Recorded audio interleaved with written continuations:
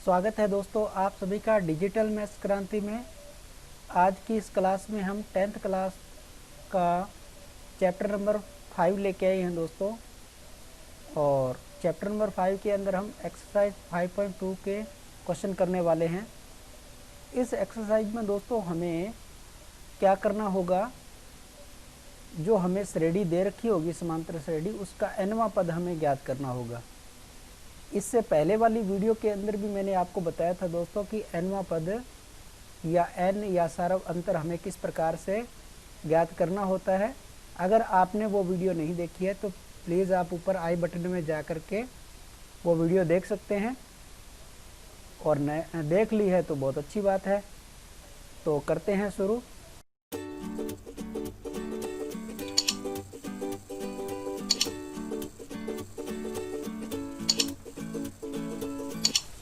समांतर श्रेणी का nवां पद। पिछली क्लास में हमने देखा था कि हमें कोई nवां पद निकालना होता है तो हम लिखते थे a plus n minus 1d। ये हमारे पास nवां पद निकालने का या व्यापक पद निकालने का फॉर्मूला था। अब इसमें क्या क्या चीज़ें होती हैं। ये a तो आपका होता है प्रथम पद, a होता है प्रथम पद। n होता है कि वो कितने नंबर का पद है ना, number of terms, number of term कह सकते हैं, यानी कि वो उसकी पोजीशन क्या है। जैसे अगर मैं यहाँ कोई समांतर श्रेणी बनाऊँ 2 4 6 8 10, ये कोई मेरे पास समांतर श्रेणी है। अब मैं बोलूँ कि ये जो मेरा 8 है ये कितने नंबर पे आ रहा है, तो हम बोलेंगे एक नंबर पे ये, दूसरे नंबर पे ये, तीसरे पे ये, चौथे पे ये जो 8 है हमारा वो चौथे नंबर पे आ रहा है। तो यानी कि 8 के लिए n का मान क्या होगा, 4 होगा। समझ गए होंगे आप। और जो d है वो d होता है हमारा सारव अंतर। सारव अंतर, सारव अंतर का मतलब जो आपके दो पद दे रखे हैं उन दोनों पदों के बीच में डिफरेंस कितना है ना। जैसे 4 a2 में से a1 को घटाया तो हमें 4 में से 2 को घटाने पे मिला 2। ऐसे ही a3, ये आपको ये a1 a2 a3 पता ही होंगे, ये a1 है, ये a2 है, ये a3 है, ये a4 है ना। तो नेक्स्ट टर्म में हम पहले वाला टर्म घटा के देखते हैं। a3 माइनस a2, जैसे 6 माइनस 4 इक्वल टू 2। तो ये जो हमारे पास आया ये हमारा d होता है सारव अंतर। ये सारव अंतर हमेशा इक्वल आना चाहिए। ऐसा नहीं है कि a2 माइनस a1 तो 2 आ गया और a3 माइनस a2 कुछ और आ गया, या फिर a4 माइनस a3 जो है वो कुछ और आ गया, तो फिर वो समांतर श्रेणी होगी ही नहीं। ये बातें आप पहले से ही जानते हो। ये मैंने आपको इसलिए बता दिया कि हो सकता है किसी ने वो पहले वाली वीडियो ना देखी हो, डायरेक्ट इस वीडियो पे आ गए हैं, इसलिए मैंने इसको बताना उचित समझा। ए एन और डी से हम पहले से परिचित हैं। अब यहाँ पे हमारा नया पॉइंट है जो ए एन। ये ए एन क्या होता है, ए एन ये होता है कि हमें जैसे कोई दूसरे या चौथे या पांचवें पद की वैल्यू अगर फाइंड करनी है तो वो हमारा क्या होता है, ए एन होता है। जैसे हम एग्जाम्पल लें, अभी हमने जो एग्जाम्पल लिया 2 4 6 8 10, ये कोई हमारी श्रेणी है।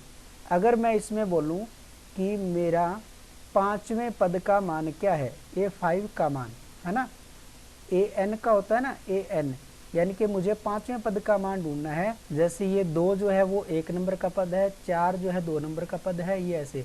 तो मुझे निकालना है a5 की वैल्यू। a5 मतलब पांचवें नंबर पद की वैल्यू कितनी है, 1 2 3 4 5। ये जो हमारे पास 10 है, ये जो हमारे पास 10 आ रहा है, a5 की वैल्यू होगी, यानी कि a5 हमारा क्या है, 10 है। ठीक है। तो an होता है जैसे किस जितने नंबर पे पांचवा है तो पांचवें नंबर पे उस पद की वैल्यू क्या है, वो वैल्यू हमें बतानी होती है। यानी कि nवें पद का मान, nवें पद का मान an होता है ना। तो बच्चे कंफ्यूज कहाँ होते हैं, n और an के अंदर हो जाता है ना, कि वो कई बार तो n कोई a nवां पद मान लेते हैं और कई बार a nवें पद को बताया होता है फिर भी वो n को नहीं ढूंढ पाते हैं। बिल्कुल सिंपल सा है। n तो क्या है कि सिर्फ उस श्रेणी का कितने नंबर का पद है उसका सिर्फ सीक्वेंस बताता है, और an जो होता है वो उतने सीक्वेंस पे उस पद की वैल्यू होती है। ये अब आपको समझ में आ गया होगा। तो हम स्टार्ट करते हैं फर्स्ट क्वेश्चन से। क्वेश्चन नंबर फर्स्ट जो आपका दे रखा है उसका पहला पार्ट दिया है, समांतर श्रेणी है आपके पास 2 7 12 इस प्रकार से का हमें 10वां पद निकालना है। 10वां पद जो है वो ज्ञात करना है ना, यानी कि हमें निकालना है A10, इसकी वैल्यू निकालनी है। अब इस श्रेणी में से सबसे पहले हम क्या करते हैं, इनके मान निकाल लेते हैं। जैसे हमारा प्रथम पद क्या है, प्रथम पद आप देख सकते हो कि पहला पद आपका 2 है, तो हमने लिख लिया a का मान 2। उसी प्रकार से आपको निकालना है d का मान। अब d का मान निकालने के लिए हम क्या करेंगे, a2 माइनस a1 करेंगे। ये आपका पहला पद a1 होता है, दूसरा पद a2 होता है, तीसरा a3। a1 को हम a भी मान लेते हैं, है ना, तो इसमें कंफ्यूज होने की ज़रूरत नहीं है। 7 माइनस 2 किया तो आपको मिला 5। ऐसे ही हम यहाँ और चेक करें a3 माइनस a2 को, है ना, तो वो आ गया 12 माइनस 7, ये 5। तो हमने देखा कि d हमारा आ गया 5 और हमें 10 n का मान दे रखा है, n का मान यानी कि 10 हमें दे रखा है। तो इस फार्मूले के अंदर आप देखोगे तो आपके पास a का मान है, n का मान है, d का मान है, इन सारों के मान रखेंगे तो a10 का मान आपके पास इजीली आ जाएगा। तो मैं फॉर्मूले में वैल्यू रख दूँ, पहले फॉर्मूला लिख लूँ कि an बराबर a plus n minus 1d, ये हमने फॉर्मूला लिख लिया। ठीक है, अब फॉर्मूला लिखे तो फॉर्मूले में हम वैल्यू रख देते हैं, a का मान 2 प्लस n का मान 10 माइनस 1 और d का मान 5। तो ये आ गया 2 प्लस 9 इंटू 5, तो ये आ गया 2 प्लस 45 और आंसर आ गया 47। यहाँ पे आप डायरेक्ट शॉर्टकट भी याद रख सकते हो कि अगर जैसे मुझे A10 का मान निकालना है, जैसे ये किसका A10 का मान आ गया, A10 का मान निकालना है मुझे, तो आप इसको ऐसे डायरेक्ट भी याद रख सकते हो कि A10 का निकालना है तो a प्लस 9d आएगा, है ना, क्या होता है a प्लस 9d, क्योंकि यहाँ हम d के साथ क्या करते होते हैं, n माइनस 1 करते हैं। n का मान हमारे पास 10 है, तो 1 कम होगा तो इसका मतलब 9 यानी कि 9 होगा यहाँ d के साथ मल्टीप्लाई, a प्लस 9d। ऐसे ही अगर हमें a6 निकालना हो तो हम लिखेंगे a प्लस 5d, क्योंकि फार्मूले में जब n माइनस 1 करेंगे तो 6 माइनस 5 हो जाता है। ये चीज़ आपके मतलब आगे जो सवाल करोगे उसमें ये काम आएगी, इसलिए मैं बता रहा हूँ। हालांकि फार्मूले में वैल्यू रखने से आंसर अपना आ जाएगा, लेकिन ये चीज़ आपको ऐसे भी दिमाग में होनी चाहिए कि a10 के पद को हम लिख सकते हैं a प्लस 9d। ठीक है, ये तो हो गया हमारा पहला क्वेश्चन, जिसमें कि क्या हो रहा है कि हमें कोई श्रेणी दे रखी है, उस श्रेणी का हम यहाँ से पहले से चल रहे हैं, मतलब इधर से चल रहे हैं और आपको यहाँ कोई 10वां पद आएगा, उस 10वें पद की वैल्यू हम निकाल रहे हैं। अब कुछ क्वेश्चन ऐसे भी हो सकते हैं कि आपको श्रेणी का अंतिम पद दे रखा हो और अंतिम पद से आपको यानी कि वो nवां पद पूछ ले, है ना। अंतिम पद से जब वो nवां पद पूछ लेगा तो जब हमारे पास कोई श्रेणी दे रखी होगी, जैसे मेरे पास ये कोई श्रेणी दे रखी है, मैं एग्जांपल ले लेता हूँ, a1 a2 a3 dot dot dot, इसी प्रकार से अंतिम पद आपका मान लो, अंतिम पद आपका लास्ट जो है वो l है, लास्ट पद है ना। ये आपके पास कोई श्रेणी। अब मैं बोल दूं कि इधर से मेरे को कोई दूसरा पद या nवां पद निकालना हो, nवां पद l से लेके इस तरफ मेरे को nवां पद ढूंढना हो, तो वो nवां पद क्या हो जाता है, a, इसमें तो आता है a plus n minus 1 n minus d, इसमें आ जाता है माइनस का n माइनस 1 और d। ठीक है। ये माइनस निशान क्यों होता है, क्योंकि हम जब डिफरेंस निकालेंगे तो a2 माइनस a1 करेंगे, जबकि हमें इधर से जाना है तो a1 माइनस a2 करना चाहिए, इसलिए ये निशान जो है वो माइनस का आता है। ठीक है, जब इसका हम सवाल आएगा तो हम आपको बता देंगे। या इसका एक थर्ड मेथड और भी है कि आप क्या करो, पहले सारे पद निकाल लो, है ना, कि श्रेणी में पूरे पद कितने हैं, फिर वो पीछे से जो पद पूछ रहा है उतना घटा के आगे से निकाल लो, लेकिन वो थोड़ा कॉम्प्लिकेटेड हो जाता है, आप इसको इसी से निकाल लें, आसानी से निकल जाएंगे। अब हम नेक्स्ट सवाल की बात करें। जैसे क्वेश्चन हमें यहाँ दिया है, अंडर रूट के अंदर दे रखा है ये,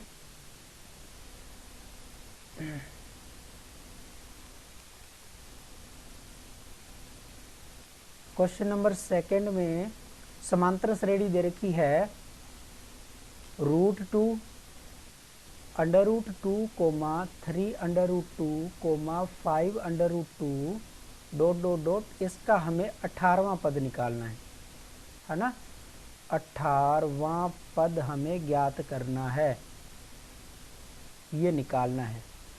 तो प्रथम पद का मान हमारे पास √2 है ना, और सारवंतर d का मान a2 माइनस a1 करने से आएगा।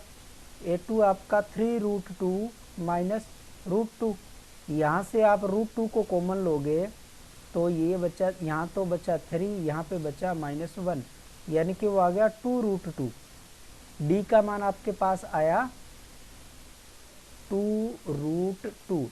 अब a2 माइनस a1 से ही आप जो है वो a2 माइनस a1 करके d का मान निकाल सकते हो। अब जरूर नहीं कि हम a3 माइनस a2 निकालें, a4 माइनस a3 करें, सारे चेक करने की ज़रूरत नहीं है। उसका रीज़न है क्योंकि हमें उसने शुरू में ही बता दिया है कि ये एक समांतर श्रेणी है ना, शुरू में बता दिया समांतर श्रेणी। जब वो कह ही रहा है कि वो समांतर श्रेणी है तो फिर हमें जो d के मान अलग अलग निकालने की ज़रूरत नहीं है, किसी एक मतलब टर्म को घटा करके आप निकाल सकते हो। तो यहाँ मेरे पास a का मान आ गया, d का मान आ गया। अब n का मान उसने मुझे दे रखा है कि मुझे 18वां पद निकालना है, तो n का मान क्या हो गया 18 है ना, और मुझे a18 की वैल्यू फाइंड करनी है, a18 की वैल्यू फाइंड करनी है। तो इसका मतलब अब क्या हुआ कि डायरेक्ट फार्मूले में आप a18 का मान निकालना है तो आप या तो डायरेक्ट लिखोगे तो ऐसे आ जाएगा a + 17d, a का मान, या एक बार वैल्यू रखोगे तो 18 माइनस a करोगे तो 17 ही आएगा। a का मान आया √2 और 17, और d का मान आपके पास 2√2। तो ये √2 और 17 का 2 से मल्टीप्लाई किया 34√2।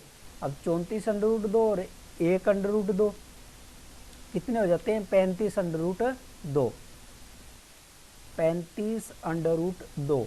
ये आपका a18 का मान आ गया। और अगर ये आपको समझ में नहीं आ रहा है तो आप √2 को कॉमन ले लो, यहाँ पे आपका बचेगा 1 और ये 34, आपका आ जाएगा 35√2। ऐसे भी आप कर सकते हो, बहुत सिंपल से हैं बिल्कुल, है ना। तो बढ़े इसके नेक्स्ट क्वेश्चन की तरफ।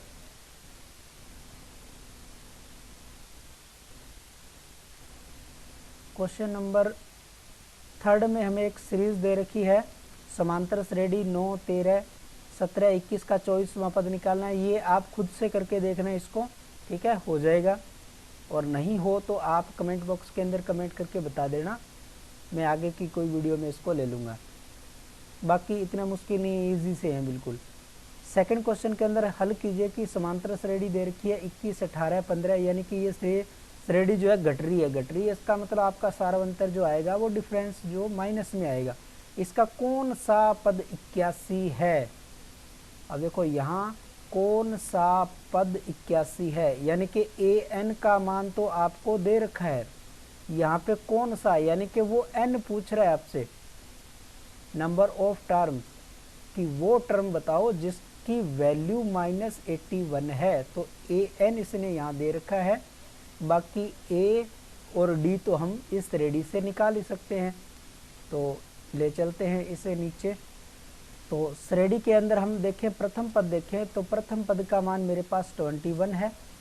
अब यहाँ पे मैं d का मान निकालूं तो a2 माइनस a1 करूँगा, A2 मेरे पास 18 माइनस A1 है मेरे पास 21, तो ये मेरे पास आ गया माइनस का 3, जो कि माइनस में आना भी चाहिए क्योंकि श्रेणी जो है वो क्या है, डिक्रीज हो रही है, कम हो रही है ना।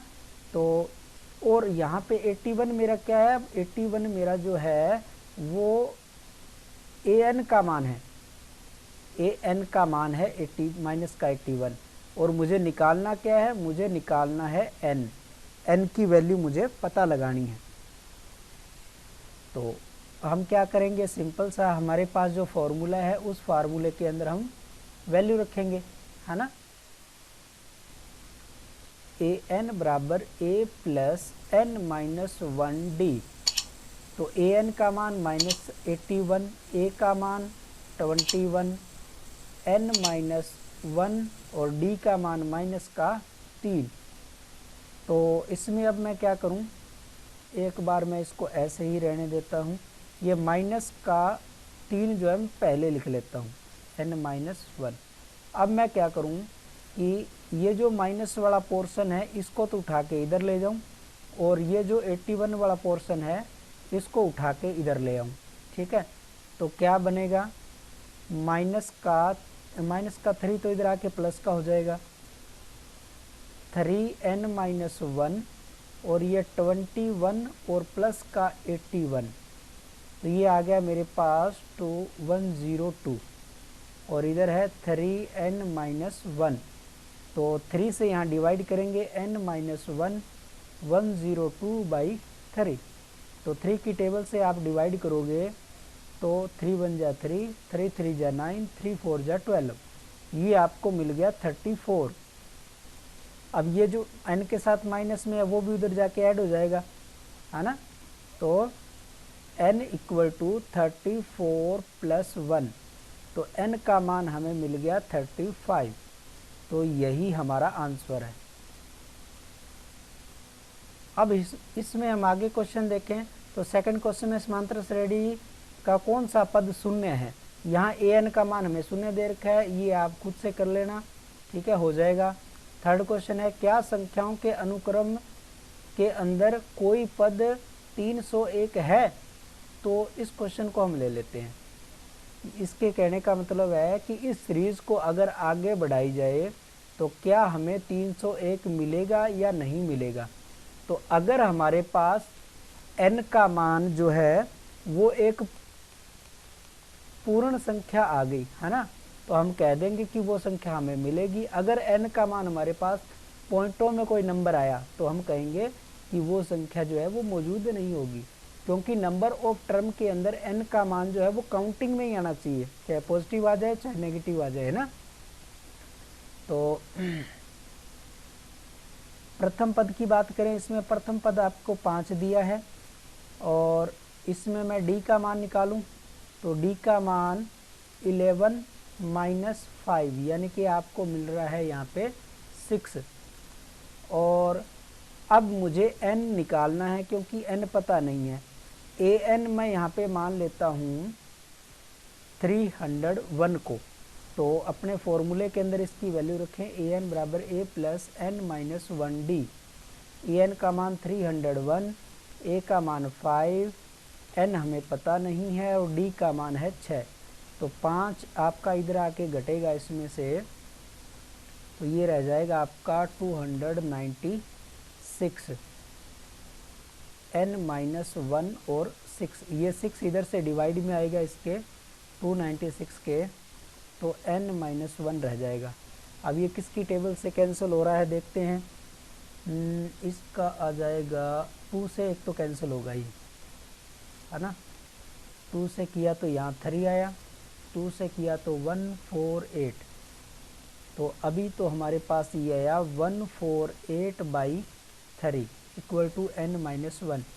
अब 148 जो है वो 3 की टेबल से डिवाइड होता है या नहीं है, तो हम 148 को जो है जोड़ करके चेक कर लेते हैं। जैसे ये 5 8 13 13 में 3 का भाग नहीं जाता है, तो इसका मतलब ये 3 से डिविजिबल नहीं है, इसमें भाग नहीं जाएगा।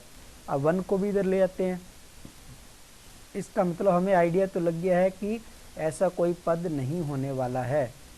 तो इसका लघुत्तम लेके देखेंगे तो ये आ जाएगा 151/3। 3।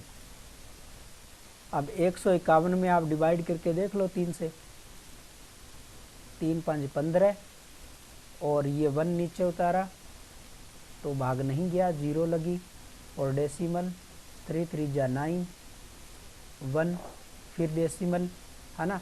इसका मतलब जो है ये हमारा डेसिमल के पॉइंट के अंदर आ गया। तो हम कहेंगे कि क्योंकि n एक पूर्णांक नहीं है, अतः ऐसा कोई पद मौजूद नहीं होगा, मौजूद नहीं होगा। आ गई बात समझ में दोस्तों। क्वेश्चन नंबर 3 में यदि समांतर श्रेणी का छठा पद a6 का आपको मान दिया, बता रहे हैं छठा पद और 17वां पद, यानी कि a6 और a17 का मान आपको दिया है क्रमशः। a6 का मान तो आपके पास 19 है और a17 का मान आपके पास है 41। तो a40 का मान हमें निकालना है, a40 का मान निकालना है। तो मैंने आपको बताया था कि अगर मुझे a6 का मान लिखना चाहूँ तो मैं इसको लिख सकता हूँ a + 5d, ठीक है। तो a6 का मान मेरे पास है 19, a मुझे पता नहीं है और d मुझे पता नहीं है। तो ये मेरी पहली इक्वेशन आ गई, समीकरण 1। और इसी प्रकार से मुझे a17 भी दे रखा है, तो a17 को मैं लिख सकता हूँ a + 16d। a17 का मान है 41 और a और d मुझे पता नहीं है। यहाँ से मेरी ये दूसरी इक्वेशन, इसको मैं दूसरी इक्वेशन नाम दे देता हूँ। ये मेरी पहली इक्वेशन थी। अब मैं क्या करता हूँ, इन दोनों समीकरणों की सहायता से a और d के मान निकालने की कोशिश करता हूँ। तो मैं क्या करता हूँ, समीकरण 2 में से एक को घटा रहा हूँ।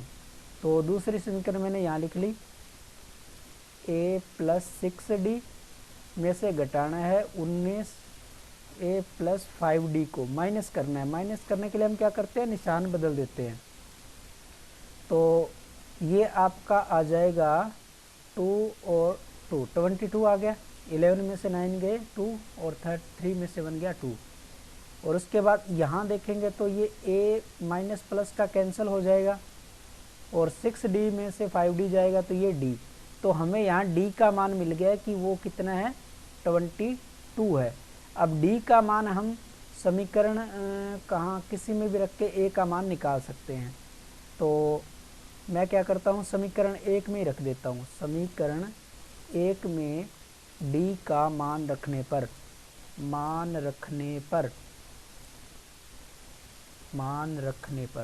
अब एक समीकरण है हमारी 19a + 5 × 22। तो 19 और a ये हो गया आपका 110, है ना। 110 इधर जाके घटेगा तो 19 में से माइनस का 110 बराबर a। तो 110 में से आप 19 को घटा लो, 19 को माइनस कर लेंगे तो ये 1, यहाँ पे 10 में से 9, है ना। 91 आ गया, माइनस का 91 बराबर a आ गया। तो a का मान हमें पता लग गया, d का मान हमें यहाँ पता लग गया, है ना। और हमें निकालना है, अब इसको मैं यहाँ लिख लेता हूँ इधर।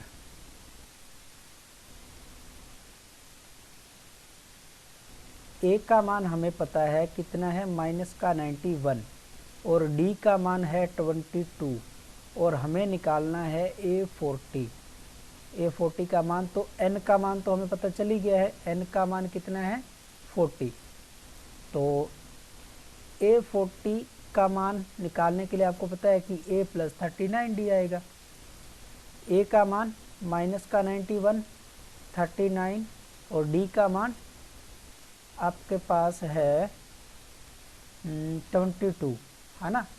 तो 39 को 22 से मल्टीप्लाई कर लो, 9 8 18, एक ऐसल 6 और 7 और ये भी 8 7, तो आ गया 8 15 एक ऐसल 8, 858।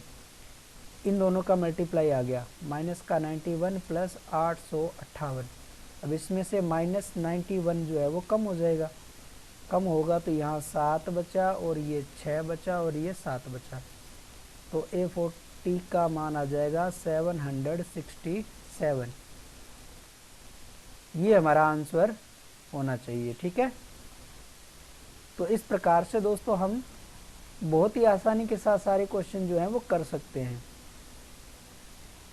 और हाँ दोस्तों, अगर आपको ये वीडियो पसंद आ रही है तो प्लीज़ वीडियो को लाइक कर दें, दोस्तों के साथ शेयर कर दें, और सब्सक्राइब नहीं किया है तो प्लीज़ चैनल को सब्सक्राइब कर लें और पास में आने वाले बेल आइकन को ज़रूर दबा दें। उसके बाद हम क्वेश्चन नंबर 4 देखें दोस्तों। किसी समांतर श्रेणी के तीसरे और 9वें पद क्रमशः 4 और -8 है, तो इसका कौन सा पद शून्य होगा, है ना। तो यहाँ पे वो कह रहा है कि an का मान, हमें an का मान जो है वो शून्य दे रखा है, तो हमें यहाँ पे n का मान निकालना है। तो ये क्वेश्चन आपका बिल्कुल इसके जैसा ही हो गया, है ना, इसके जैसे। इसमें बस हमें A40 निकालना था, A40 जो है, A40 का मान हमें निकालना था। इसमें क्या है, an तो हमें दे रखा है, हमें n का मान निकालना है। तो इन यहाँ पे हमें दो समीकरण बनेंगी, दोनों समीकरणों को हल करके a और d का मान आ जाएगा, और an के फार्मूला हम रखेंगे, उसमें an की वैल्यू 0 रख देंगे, तो यहाँ पे हमें n का मान मिल जाएगा। चौथा क्वेश्चन मैं आप लोगों के लिए छोड़ रहा हूँ, इसको आप करके देखना। मैं अब यहाँ पे नेक्स्ट क्वेश्चन ले लेता हूँ। इंटरेस्टिंग क्वेश्चन है बहुत ही। किसी समांतर श्रेणी का तीसरा पद 16 है और 7वां पद 5वें पद से 12 अधिक है, तो समांतर श्रेणी हमें निकालनी है। तो इसे मैं ले लूँ दोस्तों नीचे अपने, मुझे यहाँ दे रखा है किसी समांतर श्रेणी का तीसरा पद 16 है, तो A3 का मान मुझे दे दिया 16। 7वां पद 5वें पद से 12 ज़्यादा है। इसका मतलब क्या है, अगर मैं 7वें पद में से 5वें पद को घटाऊं तो मुझे क्या मिलेगा, 12। इस क्वेश्चन में यही इम्पोर्टेंट चीज़ है जो हमने लिखी है। अगर ये आपको समझ में आ गया तो इसका मतलब क्वेश्चन आपका हो गया। ये क्या कह रहा है कि 7वां पद 5वें पद से 12 ज़्यादा है, मतलब 7वें पद जो है बड़ा है, 5वां पद छोटा है। अगर 7वें पद में 5वां पद घटाएंगे तो क्या मिलेगा हमें, 12। तो हम निकाल लेते हैं फिर, है ना। A13 जो आपको दे रखा है, इससे मेरी एक इक्वेशन बनेगी, A3 equal to A plus 2D, और A3 का हम मान रखेंगे 16 equal to A plus 2D। ये पहली इक्वेशन मैंने यहाँ पे बना के छोड़ दी, 1 नंबर दे दिया। अब A7 को मैं क्या लिख सकता हूँ, A प्लस 6D। ऐसे ही A5 को मैं क्या लिख सकता हूँ, A प्लस 4D। यहाँ पे ब्रैकेट का ध्यान रखना है माइनस दोस्त, क्योंकि माइनस है इसलिए हमें ब्रैकेट लगाना है, नहीं लगाओगे तो गलती हो जाएगी। A plus 6D minus A minus 4D equal to 12। तो यहाँ हम देखेंगे कि माइनस का A से कैंसिल हो गया, 6 में से 4D गए तो हमें मिले 2D। क्या मिला, 2D इक्वल टू 12। तो D का मान मुझे मिला 12/2, 6, है ना। तो D का मान हमारे पास आ गया यहाँ से 6। D का मान 6 आ गया। अब D का मान आप रखो समीकरण A के अंदर, आपको A मिल जाएगा। तो हम यहाँ लिख देते हैं D का मान समीकरण 1 में रखने पर, 1 में रखेंगे तो मिलेगा हमें 16 equal to A plus 2 multiply 6, 16 equal to A plus 12 इधर आके 16 में से कम होगा तो आपको A का मान मिल जाएगा 4। अब हमें A का मान मिल गया, D का मान मिल गया, तो हमें श्रेणी निकालने में तो कोई समस्या होगी ही नहीं, है ना। यही लिख देता हूँ, बल्कि हम जानते हैं कि श्रेणी प्रथम पद आता है ना। पहला पद आता है आपके पास, जैसे श्रेणी इस प्रकार से होती है, A आता है, फिर A प्लस D आता है, फिर A प्लस 2D आती है, ऐसे श्रेणी बनती जाती है। तो प्रथम पद है हमारा 4, अब उसमें सार्वंतर आपका 6 जुड़ जाएगा तो वो बन जाएगा 10, फिर 6 जुड़ जाएगा तो बन जाएगा 16, फिर 6 जुड़ जाएगा तो बन जाएगा 22। इस प्रकार से आपकी ये श्रेणी जो है वो बन करके तैयार है। तो धन्यवाद दोस्तों, आज की इस वीडियो में बस इतना ही। आगे के जो नेक्स्ट क्वेश्चन है वो हम आगे वाली क्लास में लेंगे, क्योंकि वीडियो ज़्यादा लंबी बन गई है दोस्तों। तो धन्यवाद एक बार फिर से। और हाँ दोस्तों, अगर आपने अभी तक मेरा यूट्यूब चैनल जो है वो सब्सक्राइब नहीं किया है तो प्लीज़ आप चैनल को सब्सक्राइब कर लें और पास में आने वाले बेल आइकन को ज़रूर दबा दें। और हाँ दोस्तों, मैं अब जो बड़ी क्लासें हैं उनकी लाइव क्लास भी लेने लग गया हूँ। अगर आप लोग लाइव क्लास लेने में इंटरेस्टेड हो तो प्लीज़ आप कमेंट बॉक्स में कमेंट करके ज़रूर बताएं। आप चाहोगे तो आपकी लाइव क्लास भी ले लेंगे। थैंक यू दोस्तों।